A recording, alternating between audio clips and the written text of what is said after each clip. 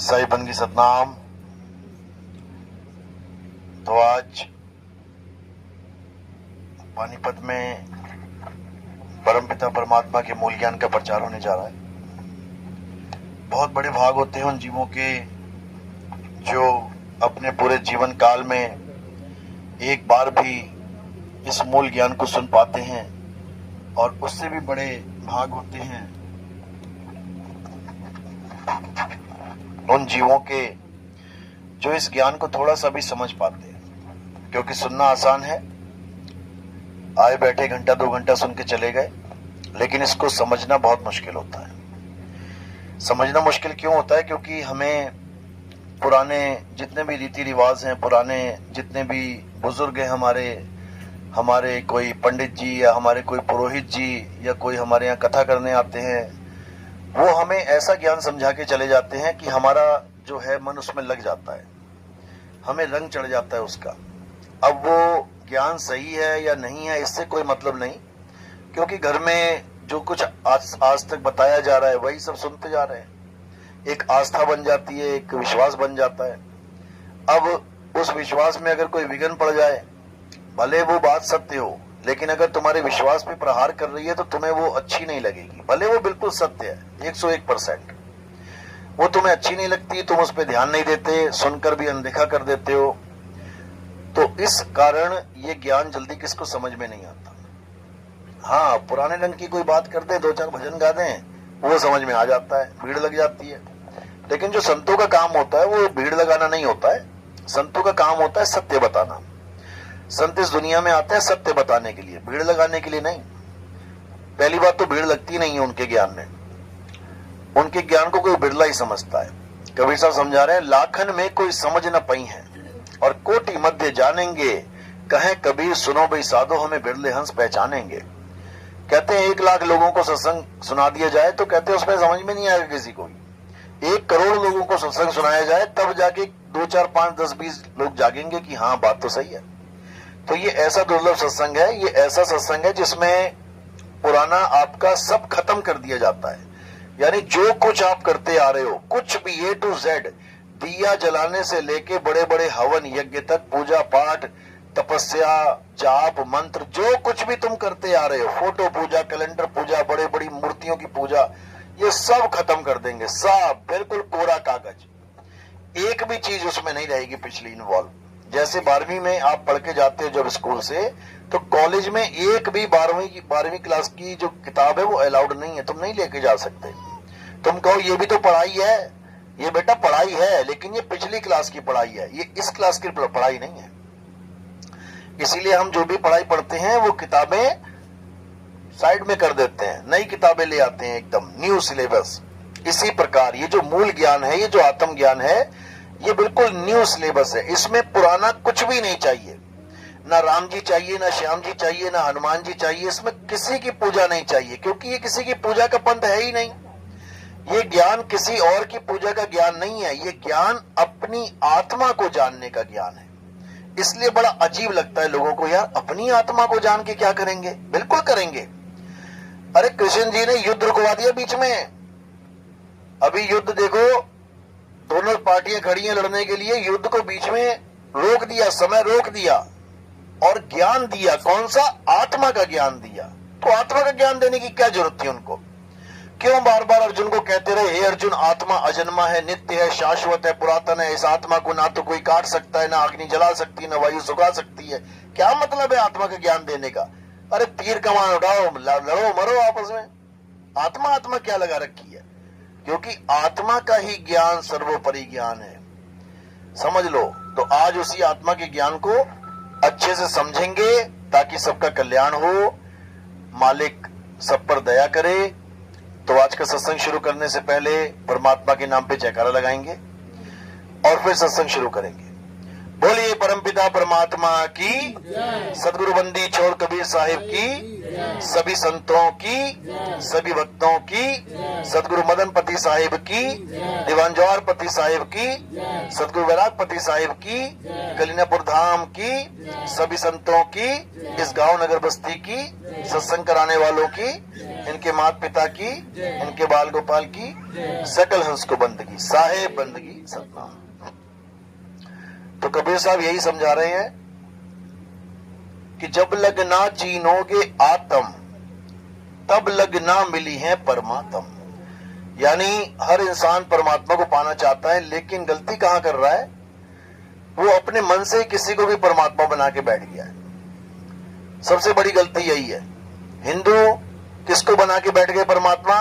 कि राम जी परमात्मा है, शंकर जी परमात्मा है, शेरा वाली माता परमात्मा है, वो परमात्मा है, यो परमात्मा है।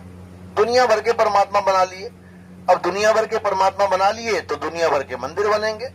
अब बन गए मंदिर। ये किसका मंदिर है? ये जानकी राम का मंदिर है। ये किसका? ये राधे श्याम का मंदिर है। ये किसका? हनुमान का मंदिर है। यानी सारे ही परमात्मा बना लिए, A to Z। भगवान भी परमात्मा बन गया, उसका दास भी परमात्मा बन गया, हनुमान भी परमात्मा बन गए, राम भी परमात्मा बन गए। जितने मर्जी बना लो। मुसलमानों ने क्या कर लिया? मस्जिदें बना ली कि परमात्मा की ये मस्जिद है। सिखों ने परमात्मा के गुरुद्वारे बना लिए। ईसाइयों ने चर्चे बना ली परमात्मा के नाम पे।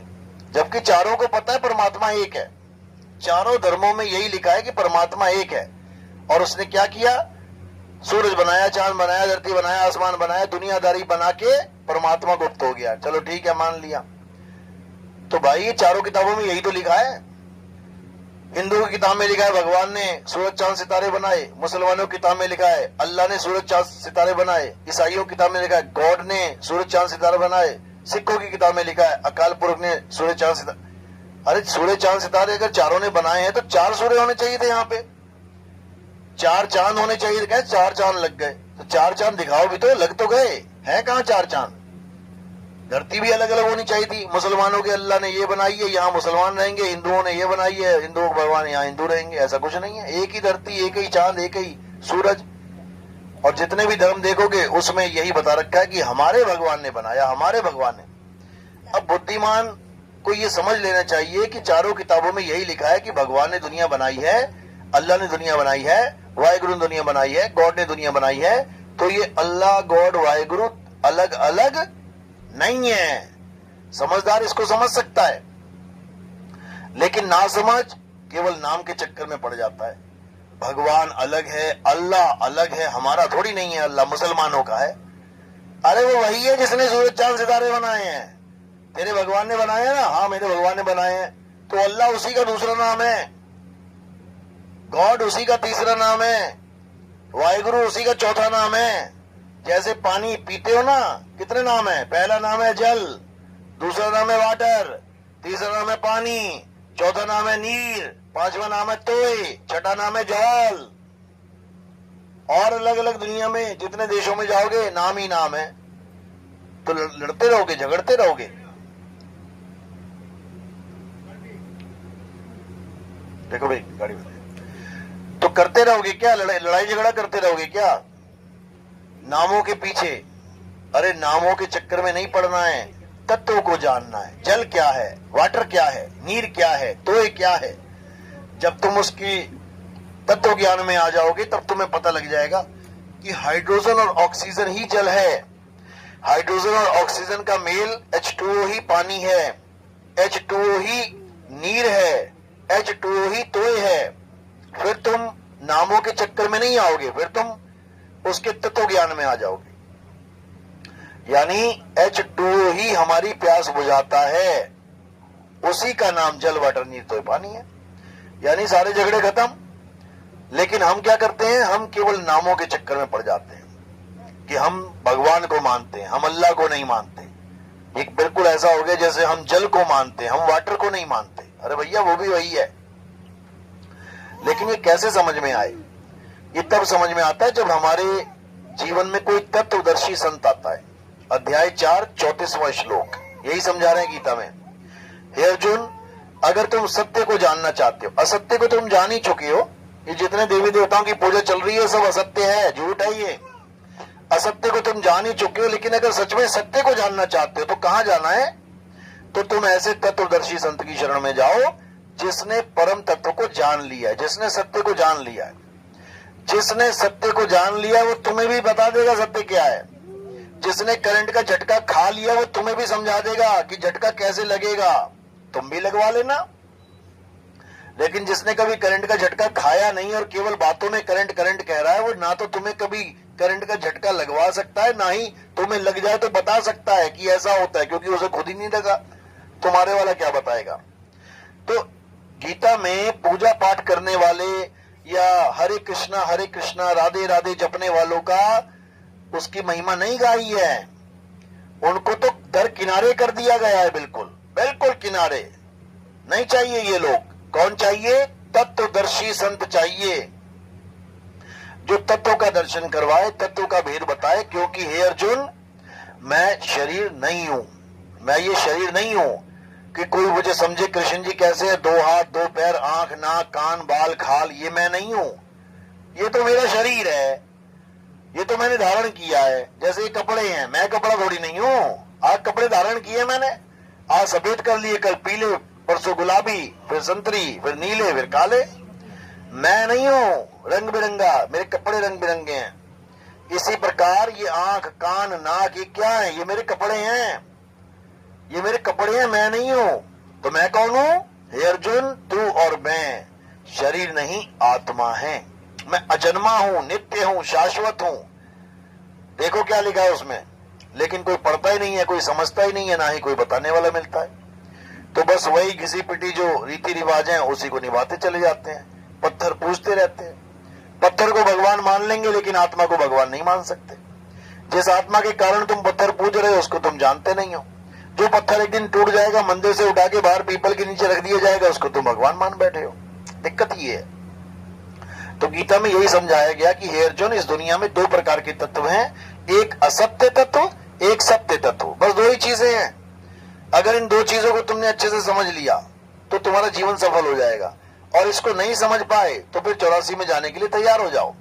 इसके बाद तुम्हें कुत्ता बिल्ली हाथी घोड़ा बकरा इतने शरीर मिलेंगे, इतने शरीर मिलेंगे, और एक पर भी कपड़ा नहीं होगा, नंगे घूमोगे तुम। देख लो गाय घूम रही है नंगी, कहते 33 करोड़ देवी देवता है, फिर भी देखो कूड़े के ढेर पे कूड़ा खा रही है। क्यों नहीं रोक लेते 33 करोड़ देवी देवता? रोक ले उसको।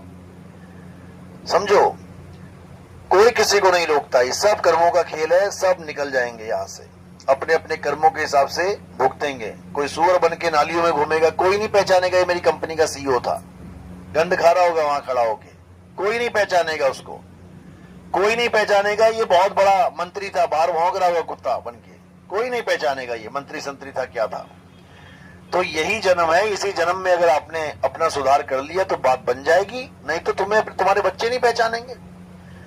तुम बाहर गाय बन के खड़ी हो जाओगी भीख मांगने के लिए, रोटी दे दो, डंडा मार के भगा देंगे, पानी फेंक देंगे ऊपर, निकल यहां से। तुम्हारी माँ होगी वो, लेकिन शक्ल बदल दी काल भगवान ने, माया ने, नहीं पहचान पा रहे हो। तो इसी प्रकार ये बहुत बड़ा माया जाल है, अभी तुम्हें नहीं समझ में आ रहा है। ये तब समझ में आता है जब हम किसी संत की शरण में आते हैं, वो बताता है हमें क्या माया जाल है।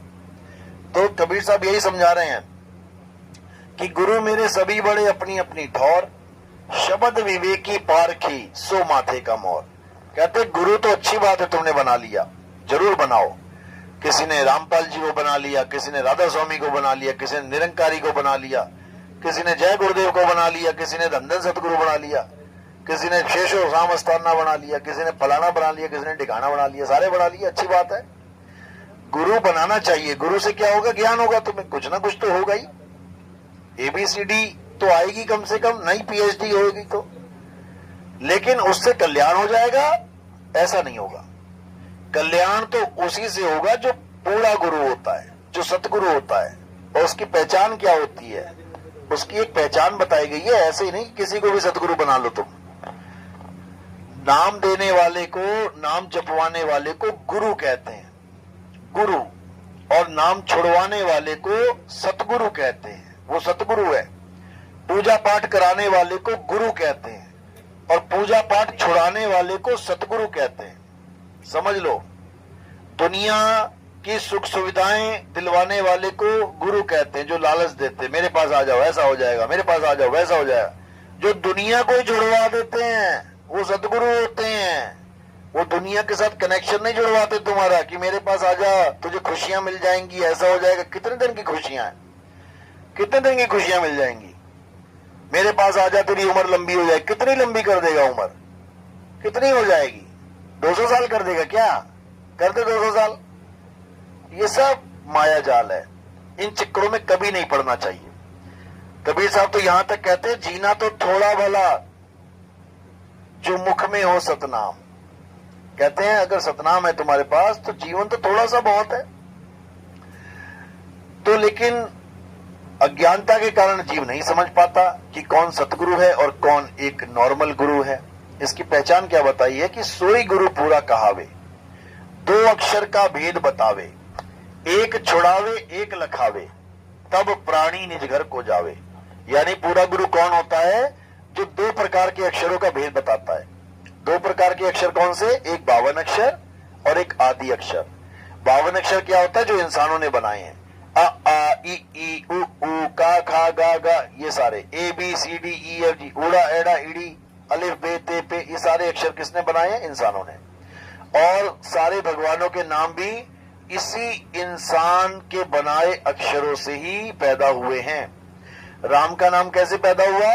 जब या रा ला वाली लाइन बन गई तो रा उठा लिया, पा फा बा भा मा वाली लाइन बन गई, मा उठा लिया। अगर रा और मा दो अक्षर की खोज ना करता ये इंसान, बताओ राम नाम कैसे आ जाता? नहीं आता। तो ये राम नाम भी कैसे आया है? 52 अक्षरों से। ये हरे कृष्णा कैसे आया है? 52 अक्षरों से। ये अल्लाहू अकबर कैसे आया है? 52 अक्षरों से। ये गॉड ईसा नाम आया है 52 अक्षरों से। ये वाहेगुरु वाहेगुरु अकाल पुरुष सत श्री अकाल नाम आया है 52 अक्षरों से। यानी इस दुनिया में जितने भी नाम आ रहे हैं वो 52 अक्षरों से ही आ रहे हैं। तो ये 52 अक्षर किसने बनाए हैं? इंसान ने। तो ये नाम कैसे हो गए? Man made name. ये इंसानों के द्वारा बनाए गए, मैन मेड है। और जो परमात्मा का असली नाम है वो सेल्फ, वो सेल्फ मेड है। मेड कहने में लग रहा है लेकिन वो मेड नहीं है, वो सेल्फ मेड यानी स्वयं से उत्पन्न है। स्वयं से उत्पन्न भी कहने में आ रहा है, वो स्वयं से है, यानी वो किसी से पैदा नहीं होता, उसको कोई बना नहीं सकता। तो उसी की महिमा सब संतों ने गाई है जो अजन्मा है। गीता में भी यही बोला है, हे अर्जुन आत्मा अजन्मा है, आत्मा को कोई पैदा ही नहीं कर सकता। और जो जीव दिखाई देते हैं इतने सारे, ये कहां से आ गए हैं? ये प्रकट होते हैं, ये प्रगटे हैं। जीव शिव सब प्रगटे, वह ठाकुर वह दास। जीव भी पैदा नहीं होता कि कोई कहता जीव पैदा होता, जीव भी पैदा नहीं होता है, भूल जाओ। ये प्रकट होते हैं, काया में प्रकट होते हैं। काया बनती है गर्भ में, लेकिन इसमें जीव कैसे प्रकट होगा? अगर पैदा होता है गर्भ में तो सारे पैदा ही हो जाए, मरा हुआ बच्चा क्यों पैदा होता है फिर? क्योंकि गर्भ में केवल शरीर बनता है, जीव तो उसमें प्रकट होता है आके। जीव शिव सब प्रगटे, वह ठाकुर वह दास, कबीर और जाने नहीं राम नाम की आस। यानी ना तो जीव और ना ही शिव, इन दोनों में आस्था नहीं लगानी है, इन दोनों से किनारे हो जाना है। जीव क्या है? ये जो दुख भोग रहा है। और शिव क्या है? निराकार ब्रह्म, जो कहते हैं मैं ब्रह्म हूं, ब्रह्म ज्ञान है, ब्रह्म ये ब्रह्म वो, उसको भी त्याग दो। कबीर साहब कह रहे ब्रह्म बड़ा की जहां से आया, वेद बड़ा की जिन निर्माया, ई मन बड़ा की जय मन माना, राम बड़ा की राम ही जाना। यानी अब ना तो जीव अवस्था में रहना है और ना ही शिव अवस्था का ध्यान करना है। तो क्या करना है? अब पीव अवस्था को जानना है। बहुबंधन में बांधे एक बेचारा जीव, पर कै बल छूटे आपने जो न छोड़ाए पीव। यानी अब पीव अवस्था को जानो, जीव से पीव हो जाओ। गरीबदास जी कह रहे हैं कोटि तो ब्रह्मा भय कोटि भय ईश, साहिब तेरी बंदगी से जीव होए जगदीश। यानी ये जीव ही पीव हो जाएगा, लेकिन तब होगा जब तुम्हें बंदगी सही मिल गई। अगर बंदगी सही नहीं मिली, यानी भक्ति सही नहीं मिली, तुम शंकर जी को पूछते रह गए, तुम राम जी को पूछते रह गए, तुम माता की पूजा करते रह गए, तुम अल्लाह को पूछते रह गए, तुम वाहेगुरु को पूछते रह गए, तुम गॉड को पूछते रह गए, तुम किसी और को पूछते रह गए, तो तुम्हें बंदगी नहीं मिली है। असली बंदगी क्या होती है? असली बंदगी होती है खुद को पहचानना। गीता में कहते हैं हे अर्जुन, जब तक ये जीव अपनी आत्मा को नहीं जान लेता तब तक ये परमात्मा को नहीं प्राप्त कर सकता। अपनी आत्मा के दर्शन ही परमात्मा के दर्शन हैं। अपने शुद्ध स्वरूप को जान, अपने आत्म स्वरूप को पहचान। कौन पहचानेगा? जीव। तो ये जीव जब अपनी आत्मा को पहचान लेगा तब यही परमात्मा हो जाएगा, क्योंकि आत्मा सो परमात्मा, जीव सो परमात्मा नहीं है। जीव सो परमात्मा नहीं है, आत्मा सो परमात्मा है। आत्मा से परमात्मा का मतलब है जब हम अपने असली स्वरूप में, सत्य स्वरूप में आ जाते हैं तो हम में और परमात्मा में कोई भेद नहीं रह जाता। जिसको कबीर साहब भी कहते हैं, जो तू सो हम, यानी अब हम दोनों में कोई भेद नहीं है। इसको नामदेव जी भी कहते हैं, तो ही मोही, मोही तो ही अंतर कैसा। इसको सब यही बताते हैं कि अब हम दो नहीं है। लाली मेरे लाल की जिद देखो तितलाल, लाली देखण मैं गई मैं ही हो गई लाल। यानी अब मैं जिस लाली को देखने के लिए गई थी मैं ही लाल हो गई, और किसको देखूं और किसको ना देखूं, दोनों एक ही हो गए। गंगा चली समुद्र के दर्शन करने, समुद्र के दर्शन करते ही वो समुंदर ही हो गई। वो गंगा नदी मिलते ही समुद्र में समुंदर ही हो गई। अब कौन समुद्र और कौन गंगा, एक ही हो गए हैं। इसी को बोला, अब तो जाए चढ़े सिंहासन, मिले हैं सारंग पानी, राम कबीरा एक भये हैं, कोई ना सके पहचानी। लेकिन ये बात तब समझ में आती है जब आपकी किस्मत में परमात्मा मोहर लगा देता है कि ठीक है भाई, इसकी मुक्ति करवा देते हैं इस बार, ठीक है। ये मेरी बात तब समझ में आएगी, नहीं तो तुम सारी उम्र सत्संग सुनते रहना, तुम्हें पता ही नहीं लगेगा मैं बोल क्या रहा हूं, तुम्हें हवा भी नहीं लगेगी ये कह क्या रहा है, समझ में ही नहीं आएगी तुम्हें।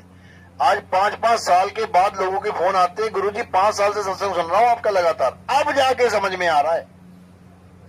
इतना टाइम लग जाता है, 5-5, 6-6, 7-7 साल।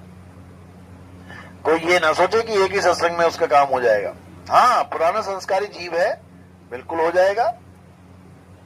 पुराने सत्संग सुने हुए उसने पिछले जन्मों में संस्कार जागा हुआ है, बिल्कुल हो जाएगा। तो ये तभी होता है जब मालिक की मौज होती है, मालिक की कृपा होती है, बंदी छोड़ की दया होती है। और जब ये हो जाएगा तो सत्य सत्य का निबेड़ा हो जाएगा। नीर चीर का करे निबेड़ा, और कहे कबीर सो हंस है मेरा। सत्य पता लग गया क्या है, असत्य पता लग गया क्या है। अब क्या करना है, एक छुड़ाए, असत्य को छोड़ देना है। ये सारे देवताओं की पूजा पाठ छोड़ देना है। देखो क्या लिखा है, अध्याय 7 23वां श्लोक। हे अर्जुन, जो देवी देवताओं की पूजा करते हैं वो अल्प बुद्धि जीव हैं, उनकी छोटी अकल होती है। क्यों? क्योंकि देवी देवताओं की पूजा करने वाले देवलोक को चले जाते हैं, पितरों की पूजा करने वाले पितरलोक को चले जाते हैं, भूत प्रेतों की पूजा करने वाले भूत प्रेतों के लोक में चले जाते हैं। ये लोग कभी मुझे प्राप्त नहीं कर सकते। मुझे प्राप्त का मतलब ये नहीं कि मेरे लोक में चले जाएं ये लोग, गोलोक में, वहां भी नहीं जाना है। वहां भी सुदामा गया था गोलोक में, सोचा था मेरी मुक्ति हो जाएगी, राक्षस बन के आ गया वहां से, राधा ने शराब दे दिया उसको। यानी कोई भी लोक किसी के लिए भी सेफ नहीं है, भूल जाओ। तुम कार्डों में लिखवा रहे हो मेरी माँ का स्वर्गवास हो गया, मेरी बहन का स्वर्गवास हो गया। स्वर्ग में कौन रहता है? राजा कौन है स्वर्ग का? इंद्र है। उसका क्या काम है? ये बहन बेटियों को भेज देना ऋषियों के पास, कोई भक्ति कर रहा हो उसके पास भेज देता, जाओ इसके साथ भोग करो और इसकी सारी भक्ति खत्म करो। ये काम है देवताओं के राजा का। बहुत अच्छा काम है क्या ये? बहुत बढ़िया है। कौन कौन जाना चाहता है? ये करवाएगा वो तुमसे, यही काम है उसका, ताकि उसकी गद्दी ना छिन जाए। नीचे कोई भक्ति करता है तो इंद्र का आसन डोलने लग जाता है। क्यों? क्योंकि वो इंद्र ही बनेगा आके, मुक्ति तो मिलेगी नहीं। तो भगवान क्या करेंगे? उसको इंद्र बना देंगे। सुख भोग भाई तू, लड़कियां वड़कियां नाचेंगे और बढ़िया आराम से सोमरस पियो और मजे करो। तो ये अगर करना है तो यहाँ भी बहुत कुछ है, वहां इंद्र बनने की जरूरत नहीं है, यहाँ भी बहुत सी नाच रही है, देख सकते हो जाके। लेकिन ये भक्ति क्षीण करने के लिए, यानी भक्ति तुम्हारी खत्म करने की एक साजिश है। बड़े बड़े ऋषि मुनियों की भक्तियां नष्ट कर दी गई हैं ऐसे, क्योंकि ये भक्ति ही नाशवान है, इसलिए नष्ट हो जाती है। लेकिन जो सत भक्ति है वो नाशवान नहीं है। सत भक्ति की जो आपको जो फल मिलेगा उसका, वो भी नाशवान नहीं है। सत भक्ति क्या है? आत्मा की भक्ति। जब आप आत्मा की भक्ति करोगे तो आपको क्या प्राप्त होगा? आत्मा प्राप्त हो जाएगी। अब आत्मा नाशवान है क्या? बिल्कुल नहीं है। आत्मा की भक्ति करने के बाद आप आत्मा ही हो जाओगे, और एक बार आत्मा हो गए तो नैनम छिन्दन्ति शस्त्राणि नैनम दहति पावका। फिर तुम्हें ना तो कोई जला पाएगा, ना कोई काट पाएगा, ना कोई मार पाएगा। तो तुम्हारे लिए स्वर्ग नरक वाला खेल खत्म हो गया। जब तुम आत्मा ही हो गए तो नरक में कैसे जाओगे बताओ? तुम्हें आग जला नहीं सकती, नरक की आग का क्या करोगे? भुट्टे सेक सेक के खाओगे वहां पे, क्या करोगे उस आग का? सोचो, जब तुम्हें जला ही नहीं सकती तो क्या करना उस आग का? वो यूजलेस है तुम्हारे लिए। यानी अब तुम्हें कहीं जाने की जरूरत नहीं। जब तुम आत्मा ही हो गए, अगर आग जला नहीं सकती तो पानी तुम्हें गीला नहीं कर सकता, तो तुम क्या पियोगे वहां बैठ के? जब वो गीला ही नहीं कर सकता, कुछ पिया जाता है गला गीला करने के लिए, जब आत्मा को गीला ही नहीं कर सकता पानी, तो क्या करोगे सोमरस पी के वहां पे? तुम्हें पता ही नहीं लगेगा कुछ भी। कहने का मतलब आत्मा हर चीज से निर्लेप हो जाती है। आत्मा को किसी चीज की जरूरत नहीं है, आत्मा को सांसों की जरूरत नहीं है। बिना सांसों के आत्मा जिंदा है। सांसों से कौन जिंदा है? शरीर। सांस किसके लिए जरूरी है?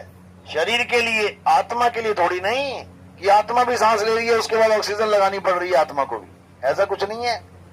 आत्मा अजन्मा है, नित्य है, शाश्वत है। आत्मा 5 तत्वों से न्यारा है। जब 5 तत्व पैदा भी नहीं हुए थे तब भी आत्मा था, है और रहेगा। उसी आत्मा को जानना है, क्योंकि वो आप ही हो और कोई नहीं है। तू सिमरन किसका करे? तू ही है, आपे आप। अपने आप को भूला बैठा है, कभी अपने आप को लड़की समझ रहा है, कभी लड़का समझ रहा है, कभी बच्चा समझ रहा है, कभी बूढ़ा समझ रहा है। ये एक सपने की तरह खेल चल रहा है। सपने में हमें आदमी औरत बना दिया गया है। असल में हम आदमी औरत बच्चा बूढ़ा जवान नहीं है, हम क्या है? आत्मा। तो एक ऐसा सपना आ गया जिस सपने में आदमी बन गए, औरत बन गए, सब कुछ बन रहे हैं, कुत्ता बिल्ली हाथी घोड़ा, ये सब संसार एक सपना ही है। शंकर जी ने बोला भी एक जगह, कहते उमा कहो मैं अनुभव अपना, सत हरि भजन जगत सब सपना। अब जगत सपना है, बता भी रहे हैं, लेकिन सपने में भी ऐसे जी रहे हैं जैसे बिल्कुल असलियत हो। शादी भी कर ली, बच्चा भी हो गया है, भक्ति भी कर रहे हैं, राक्षसों का वध भी कर रहे हैं, ये भी कर रहे हैं, वो भी कर रहे हैं। तो सपने में ऐसे जीवन जी रहे हैं जो बिल्कुल रियलिटी है, और सपने वालों से ही अपनी पूजा भी करवा रहे हैं। बताओ, सपने में जब भगवान सपने में दिख रहा है वो भी तो सपना ही है। राम जी दिख रहे हैं जगत में, जगत एक तो सपना है। जब जगत सपना है तो जगत में दिखने वाली चीजें भी तो सपना ही है। ये मोबाइल सपने में दिख रहे हैं हम लोग, ये सत्संग सपने में चल रहा है, ये ईंट पत्थर, ये भट्टे, ये नौकरी दुकान मकान, ये सब सपने में है। ये मंदिर मस्जिद गुरुद्वारे सपने में है, क्योंकि जगत सब सपना। तो राम जी, कृष्ण जी, हनुमान जी, ये सब भी तो सपने में ही आ गए, ये भी तो सपने में दिखाई दे रहे। यानी जगत सब सपना, यानी जगत झूठ है। जगत झूठ है तो ये सब भी झूठ है, ये सब भी झूठ है। फिर सच क्या है? अब सच जानना है तो हमारा सत्संग आता है, ये सच या वो सच, बस इतना लिख देना, ये सच या वो सच। हमारा सत्संग आ जाएगा, उसको सुन लेना, तुम्हें पता लग जाएगा सच क्या है। ना ये सच ना वो सच। तो क्या है सच? आत्मा ही सच है। आत्मा के अलावा और कुछ सच नहीं है। आत्मा है तो सपना देख रहे हो, आत्मा नहीं होगी सपना भी नहीं देख पाओगे। आत्मा है तो मंदिर मस्जिद गुरुद्वारे जा रहे हो, आत्मा ने शरीर छोड़ दिया, रास्ते में टपक जाओगे, गिर जाओगे, कोई उठा के लेके जाएगा, फिर तुम नहीं जा सकते। आत्मा है तो तुम्हें पूरा प्यार मिल रहा है घर में, मेरा बेटा, मेरी बेटी, मेरी बीवी, मेरा पति। और जैसे ही आत्मा ने शरीर को छोड़ दिया, अरे भैया भूत बन गई है, ले जाओ इसको, कहो 2-4 महीने रोक ले अपने साथ, कमरे में रख ले इसको। अरे ना भैया, एक रात में रोक सकता है इसको मैं। यानी आत्मा है तो सारी उम्र गुजार लेंगे तुम्हारे साथ लोग प्यार करते हुए। आत्मा नहीं है तो एक रात नहीं गुजार पाएंगे तुम्हारे साथ, यहाँ चुड़ैल बन के चिपक जाएगी भाई। उसके बाद मंत्र लगवाते फिरेंगे, घर में आ ना जाए, घोड़े की नाले लगवाते फिरेंगे, पिताजी वापस ना आ जाएं। बूढ़ा बूढ़ी मर गए, उनके कपड़े उपड़े, उनके तकिए वकिए सब फेंक देते हैं, लेकिन उनका मकान नहीं फेंकते, उनकी दुकान नहीं फेंकते, उनकी कार नहीं फेंकते, उनके सोने के जेवर नहीं फेंकते, उनकी अंगूठी नहीं फेंकते, सब कुछ रख लेते हैं। वो कपड़े ही ज्यादा थे क्या? उससे ज्यादा मोह था उसको क्या? वो अपनी सोने की चूड़ियां लेने आ रही है तेरी सास, लग जाएगा पता तुझे। तो कहने का मतलब ये है, ये सब भरम जाल है भाई, कहां चक्रों में पड़े हो। आत्मा को जानो, आत्मा ही सत्य है।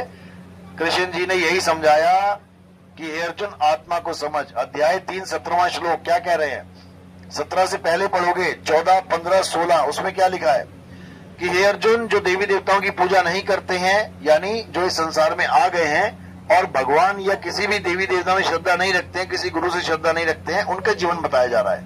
यानी कि एक नास्तिक का जीवन जीते हैं, उनके लिए बताया जा रहा है कि जो लोग देवी देवताओं की पूजा नहीं करते हैं, हवन यज्ञ नहीं करते हैं, बचा हुआ अन्न प्रसाद के रूप में ग्रहण नहीं करते, वो सब पापी जीव हैं। यानी कि एक तरफ बताया जा रहा है कि ये सब करो, पूजा पाठ करो, हवन करो, यज्ञ करो, देवताओं को पूजो। उसके साथ ही क्या बताया जा रहा है? किंतु अध्याय 3 17वां श्लोक किंतु से स्टार्ट होता है। किंतु जो लोग अपनी आत्मा में रमण करते हैं, जो लोग अपनी आत्मा में तृप्त हैं, जो लोग अपनी आत्मा में संतुष्ट है, उनके लिए कोई धार्मिक कर्म कर्तव्य लागू नहीं होता। खत्म।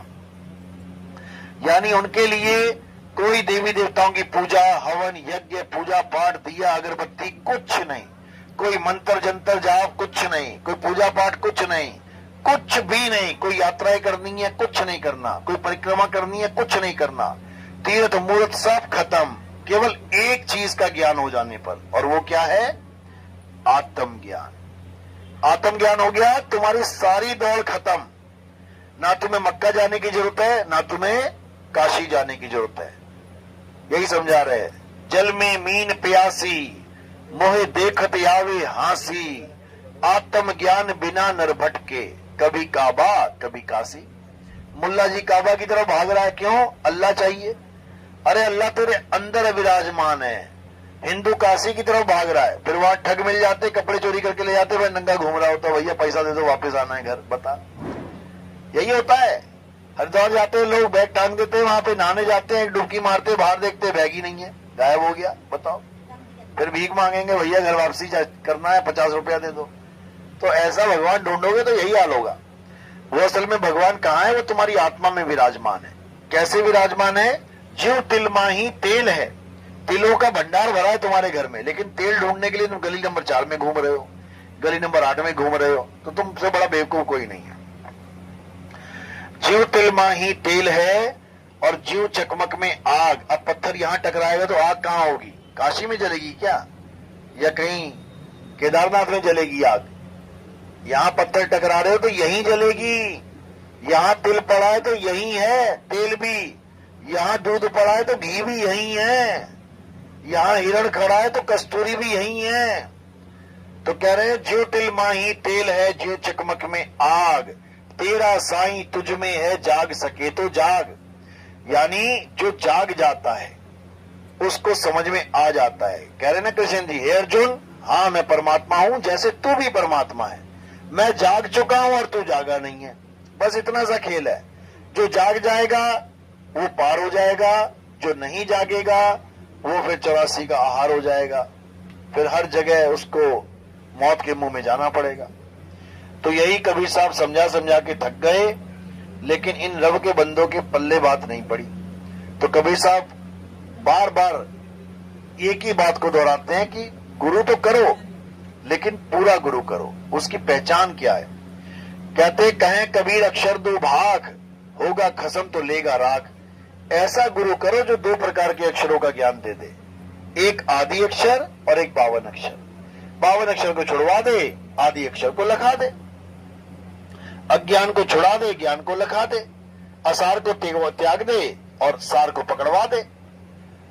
बोल भी रहे हैं, सतगुरु ऐसा चाहिए जैसा सूप सुहाए, और सार सार तो गही रहे, थोता दे उड़ाए। अब थोता है क्या? जब तक ये नहीं पता तब तक थोते से दिल लगा रहेगा। तो गीता में क्या कहते हैं अर्जुन? हे अर्जुन, जो थोथा ज्ञान है यानी असार है, वो क्या है? वो हर वो चीज है जो बदल जाती है। इस संसार में जो चीज बदल रही है वो असार है। जो चीज पैदा हो रही है और मर रही है असार है। जो सदा एक सी नहीं रहती वो असार है, उसको त्याग दो। जैसे पीपल का पेड़ देखो, अभी लगाओ, बीज लगाया, आज छोटा सा हुआ, धीरे धीरे बढ़ने लग गया, बदल रहा है रोज, असार है। इसकी पूजा करोगे तो असार की पूजा चल रही है। तुलसी देख लो, तुलसी आज हरी भरी है, 10 दिन पानी नहीं डाला, पीली हो गई, असार है। यानी जो बदल जाए, जो एक जैसी ना रहे, वो असार है, उसकी पूजा नहीं करना है। मंदिर ले लो, आज बड़ा सुंदर है, कल को भूकंप आया, दरारें पड़ गई, टूट गया, असार है। आज मूर्ति ले लो, बड़ी पूजा हो रही है, थोड़ी सी खंडित हो गई, उठा के पंडित जी ने नदी के किनारे रख देनी है, असार है। असार का मतलब यानी जो सदा एक रस नहीं रहता, अखंड नहीं है। लेकिन जो परमात्मा है वो अखंड है, वो खंडित नहीं होता, वो सदा एक सा रहता है। और वो क्या चीज है? वो हमारा असली स्वरूप है। हमारा असली स्वरूप क्या है? हमारा असली स्वरूप परम आत्मा है, और हमारा अज्ञानता वाला स्वरूप क्या है? वो जीवात्मा है। अभी हम जीवात्मा बने बैठे हैं, अज्ञानी है। जब हमें ज्ञान हो जाएगा, अपने असली स्वरूप का पता लग जाएगा, तो हमारा ही स्वरूप परमात्मा स्वरूप हो जाएगा। इसका मतलब ये नहीं कि तुम्हारा शरीर नहीं मरेगा, शरीर तो मरेगा, शरीर तो मरा ही हुआ है, वो तो तुम चला रहे हो। जैसे पंखा ये मरा ही हुआ है, ये अपने आप नहीं चलता, ये तो करंट लगा दिए तो दौड़ रहा है। करंट की तार हटा दो, देखते हैं जिंदा है कि मुर्दा है, चलता है कि नहीं चलता है, नहीं चलेगा। करंट की तार लग गई तो भाग रहा है, तुम्हें लग रहा है जिंदा है, 200 की स्पीड में भाग रहा है। इसी प्रकार ये शरीर तुम्हें लग रहा है जिंदा है, मेरी माँ जिंदा है, मेरा भाई जिंदा है, मेरी बेटी जिंदा है, जिंदा नहीं है, जिंदा किया गया है। उसको किसने किया जिंदा? इस आत्मा ने जिंदा कर रखा है। और जैसे ही आत्मा छोड़ देगी शरीर को, ये ऐसे गिर पड़ेगा पत्ते की तरह। असल में ये पहले भी मुर्दा था, ये आज भी मुर्दा है। ये जिंदा दिखाई दे रहा है, क्यों? क्योंकि चल रहा है, खा रहा है, पी रहा है, दिल धड़क रहा है, सांस चल रही है, तो हमने मान लिया जिंदा है। ऐसे तो कार भी चल रही है, सांस ले रही है, देखो पीछे हवा निकल रही है उसके, देखो हॉर्न भी बजा रही है, इंजन भी चल रहा है, ये हमारा भी इंजन चल रहा है, दिल की धड़कन, कार का भी इंजन चल रहा है, तो कार को भी जिंदा कह दो? नहीं है जिंदा। केवल चलना, खाना, पीना, देखना, इसको जिंदा नहीं कहते हैं। जिंदा का मतलब है जो सदा सदा जीवित रहे, वही जिंदा है। जीव सोई जो जुग जुग जीवे, उत्पत परलय माही, देह धरे भर में 84 निर्भय कबो नाही। जिंदा वो है जो सदा जिंदा रहे, जो मर जाए वो काहे का जिंदा है, और जो मरा हुआ है वो सदा ही मरा हुआ है, बस जिंदा आभास हो रहा है। पंखा लगा के तुम 10 साल टांगे रहो, मुर्दा है, कैसे चलेगा? लेकिन जिस दिन तुमने कनेक्शन ले लिया सरकार से बिजली का, और जिस दिन तुमने करंट लगा दिया उसमें, वो भागने लग जाएगा। यानी मुर्दे में जीवित, मुर्दे को तुमने जीवित कर दिया है। कितने समय के लिए? जितने समय के लिए तार लगी हुई है वो मुर्दा ही है। मुर्दा भागने लग गया, तुम्हें लग रहा है जिंदा है वो। तो इसी प्रकार ये 5 तत्व मुर्दा हैं। आकाश मुर्दा है, वायु मुर्दा है, अग्नि मुर्दा है, जल मुर्दा है, थल मुर्दा है। लेकिन यही 5 तत्व जब ये शरीर बन के बैठ गए और बीच में लग गया करंट, अब देखो कैसे बोल रहा है ये शरीर, समझो। तो ये सारे यंत्र इस शरीर में फिट हैं, और जो कुछ भी हो रहा है ये हमें लग रहा है कि ये सब चल रहे हैं, खा रहे हैं, पी रहे हैं अपने आप। कोई अपने आप नहीं चल रहा है, चलाया जा रहा है करंट के द्वारा, आत्मा के द्वारा। तो अब क्या करना है? अब बाकी चीजों को त्यागना है। पूजा पाठ जितना कर लिया, बहुत अच्छी बात है। अब जितना जीवन शेष बचा है उसमें क्या करना है? अपनी आत्मा को जानना है, केवल अपनी आत्मा को जानना है और कुछ नहीं करना है।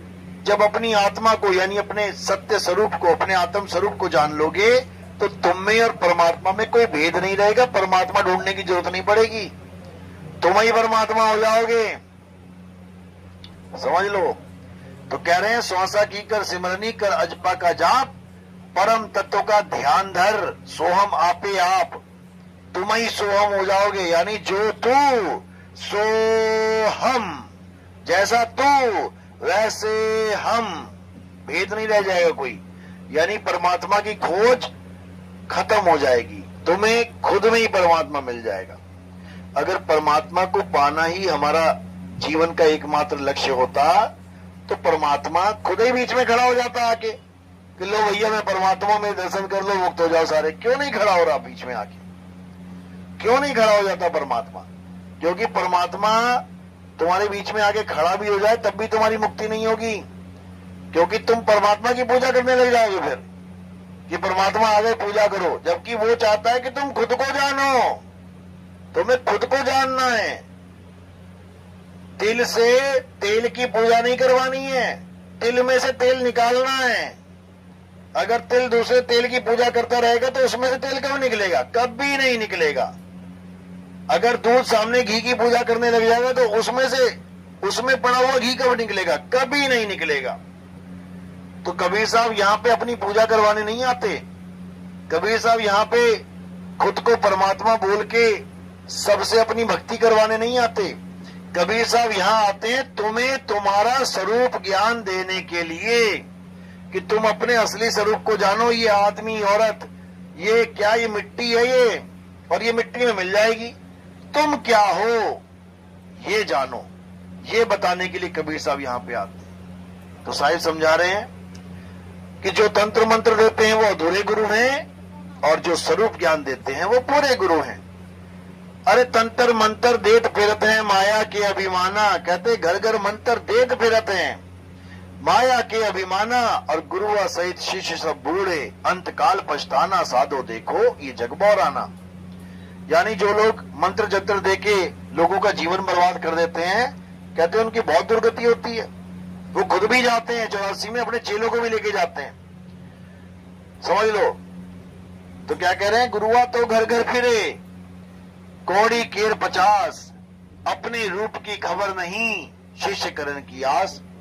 यानी गुरु को अपने रूप की खबर नहीं है कि मैं क्या हूं, और चेले मूंढने में लगा हुआ है, तो दोनों की दुर्गति हो जाएगी। गुरु को क्या चाहिए, गुरु पहले अपने स्वरूप को जाने, स्वरूप ज्ञान होना चाहिए गुरु को। फिर क्या होगा, फिर गुरु चेले को अपना स्वरूप लगाएगा। गुरु चेले को अपना स्वरूप देता है, चेले को चेला नहीं रहने देगा। वो कीट न जाने भृंग को गुरु कर ले आप समान। तुम्हें लड़का या लड़की नहीं रहने देगा तुम्हारा गुरु। क्या बना देगा तुम्हें, आत्मा बना देगा तुम्हें, आत्मा। जब तुम आत्मा बन जाओगे तो कब मरोगे, फिर कितने साल बाद, कभी नहीं। तो क्या हो गए तुम, अमर। साहिब कहते हैं अमर करूं सतलोक पठाऊं, ताते बंदी छोड़ कहाऊं। कहते हैं हमारी वाली भक्ति में तुम भगत नहीं रह जाओगे कि किसी भगवान की भक्ति कर रहे हो। तुम्हें भगवान बना देंगे हम, अमर कर देंगे, अमर। ये मरना जन्मना खत्म कर देंगे तुम्हारा, और तुम सदा सदा के लिए मुक्त हो जाओगे। इसी को बोला साहिब तेरी बंदगी से जीव होए जगदीश। यानी वो गंगा नदी गंगा नहीं रहेगी, अब उस गंगा को समुद्र में डाल के समुद्र बना लेंगे, ताकि उसके ऊपर कोई बांध ना लगा सके। कितने बांध लगे हमारे ऊपर, कितने बांध हैं, 84 लाख बांध लगे हुए हमारे ऊपर। एक आत्मा पे 84 लाख बार बांध लगा रखे हैं। किसने किसने लगाए पता है, अलख निरंजन ने, अलख निरंजन ने बांध लगा रखे हैं। किसी को आदमी बना रखा है, किसी को औरत बना रखा है। भोले शंकर को आदमी बना दिया और पार्वती को औरत बना दिया, राम को आदमी बना दिया, सीता को औरत बना दिया, कृष्ण जी को आदमी बना दिया, राधा को औरत बना दिया। जबकि ये आदमी और औरत नहीं है, ये आत्मा है। तुम्हें भी आदमी बना दिया, तुमको औरत बना दिया। अब शादी करो, बीवी बच्चे बन जाओ, करते रहो, यहाँ पे खेल खेलते रहो। तो ये खेल कब खत्म होगा, जब हम अपने आप को आत्मा करके जानेंगे, जब हम आत्मा ही हो जाएंगे। उसके बाद इस खेल में आने का मतलब ही नहीं है, क्योंकि ये नाशवान शरीरों का खेल है। यहाँ पर जो आएगा वो जाएगा, जो करेगा वो भरेगा। ये खेल ही ऐसा है, कौन आएगा इसमें खेलने के लिए। तो जो मुक्ति चाहते हैं वो इस संसार में नहीं आना चाहते हैं, जो बंधन में रहना चाहते हैं वो बार बार आना चाहते हैं। मुक्ति नाम से एलर्जी है कई लोगों को, कहते हैं मुक्ति क्या होती है, मुक्ति लेके क्या करेंगे। ठीक है, तो 84 लेके ले क्या लेना है तुमने, सुअर बन के आ जा।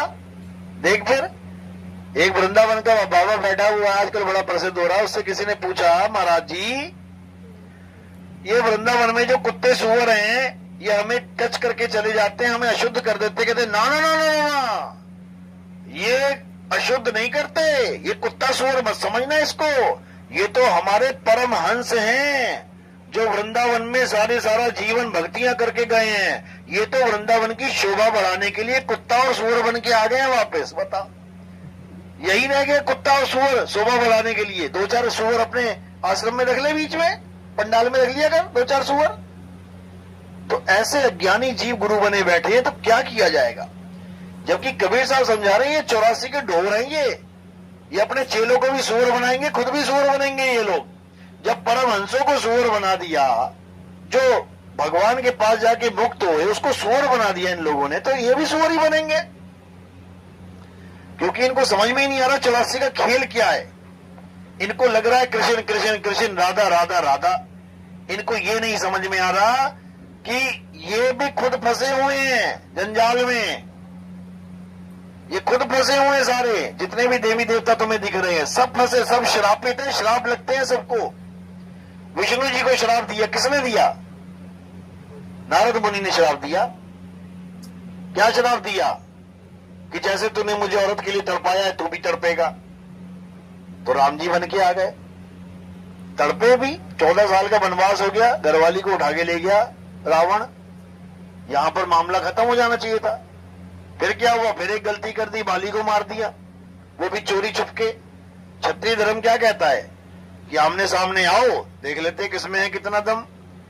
अब दो भाई लड़ रहे हैं आपस में, निहत्थे गुत्तम गुत्ता, बीच में से तुम आके एक तीर मार दो उसको, तो फाउल हो गया। फाउल हो गया तो फिर दिक्कत है भाई, फाउल हो गया तो पेनल्टी तो होगी।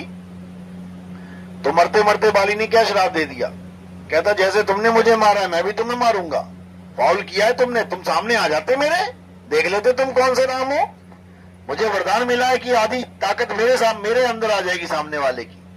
मैं भले 1 रुपया हूं, मेरे सामने 100 रुपए वाला भी आ गया ना तो उसका 50 रुपया इधर आ जाएगा। तो कितने हो गए? 51 हो गए। 50 वाले को धो धो के मारूंगा फिर मैं। इसीलिए रावण को 6 महीने तक बगल में दबा के रखा था उसने, बाली ने। जिस रावण को राम अकेले नहीं मार पाए, पूरी सेना लेके जा रहे हैं बांदरों की और इसकी और उसकी सबकी, अकेले बाली ने 6 महीने दबा के रखा था रावण को। और मरते मरते बोला भी उसने कि आप उस रावण को आप चाहते हो, अरे मुझे एक बार हुक्म दिया होता उसको उठा के लेके आता मैं वहां से, लेकिन तुमने धोखे से मुझे मार दिया। ये तुमने बहुत बड़ा अन्याय किया है, तुमने मर्यादा खंडित की है।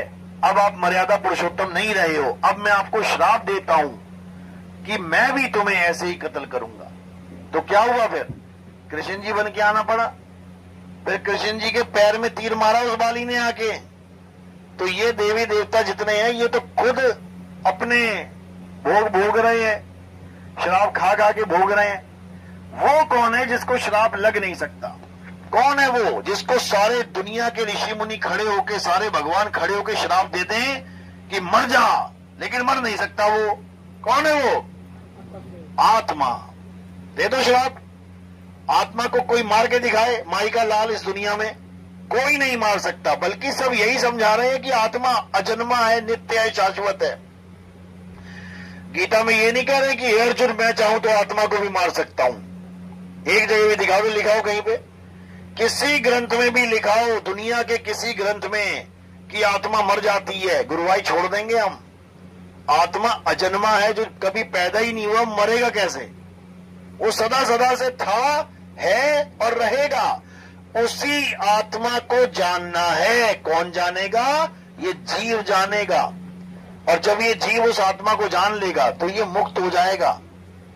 इसको किसी शरीर में आने की जरूरत नहीं। शरीरों का खेल खत्म हो जाएगा, जन्म मरण का रोग खत्म हो जाएगा और ये सदा सदा के लिए आत्मदेव में लीन हो जाएगा। तब इसकी मुक्ति हो जाएगी और ये अमर हो जाएगा। अमर। समझे बात? समझ में आ रही है? अच्छी बात है। चलो 1 घंटा हो गया,